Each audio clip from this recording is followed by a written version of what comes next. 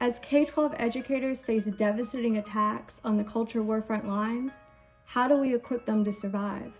In this session, 3 K-12 educators who found ourselves in national headlines, out of a job, and facing state discipline will share our answers.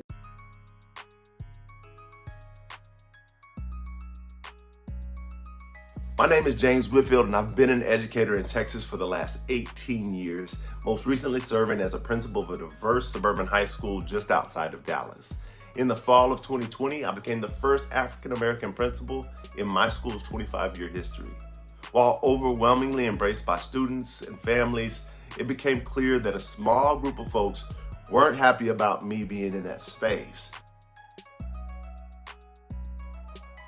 In July of 2021, those once quiet rumblings became public when a failed school board candidate who I'd never met used public comment at our school board meeting to angrily proclaim that I was here to destroy this district by bringing critical race theory to our schools, indoctrinating kids.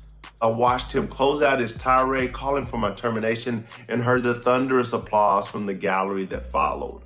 Overnight, I found my life flipped upside down and cast front and center into national headlines. Just over a month later, life would look very different for me. My name is Amy Donna Frio. I was a 13-year Florida teacher in a Title I school that's over 70% Black, named Robert E. Lee High School, home of the Generals. A few years ago, my students grew sick of the racial inequities they faced and decided to take action, starting by inviting police and officials in our class for youth-led roundtables. Word of these powerful talks spread, and soon we found ourselves presenting at the White House, TEDx, and 4 times at Harvard. Our school's response? Canceling our class, throwing our awards in the trash, and intense retaliation that came to a head in the spring of 2021 when, as my students fought to rename our school, my filming of the racist backlash they faced went viral, resulting in admin abruptly removing our classroom's long-flying Black Lives Matter flag, and despite 0 parent or student complaints on me or the flag, removing me too. Soon after, the then head of Florida's DOE gave a speech stating that he made sure I was terminated, despite still being employed and no DOE investigation even being opened. And soon after, both those things quickly changed. The school abruptly let me go, and a licensure investigation was opened on me by the Florida DOE. My hearing is this month on August 23rd. My name is Matthew Hahn, and I am a 16-year tenured social studies teacher and baseball coach in Tennessee in a rural Title I school that is 98% white. In the spring of 2021, I found myself in national headlines and out of a job after teaching a series of lessons that addressed race. In the immediate aftermath of George Floyd and stream of events and the racial reckoning that followed, I did my job as a contemporary issues teacher. I taught about it.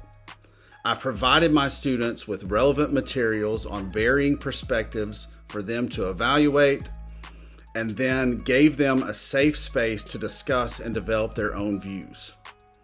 And as the new education culture war developed, things came to a head the week of the Derek Chauvin trial when the concept of white privilege surfaced in class. Within 2 weeks, I was served dismissal papers from the school system I'd called home for 16 years. And for the last 2 years, I've gone unpaid and through the arduous administrative appeals process for tenured Tennessee teachers. Left with the fallout that was our lives, very few resources to survive, and heartbroken by the countless calls for help from other teachers nationwide we kept receiving, we united on a mission to develop a central resource base so no teacher ever has to fight alone. We'll share realities of educators under attack and creative, sustainable strategies for educators and allies to collaboratively fight back.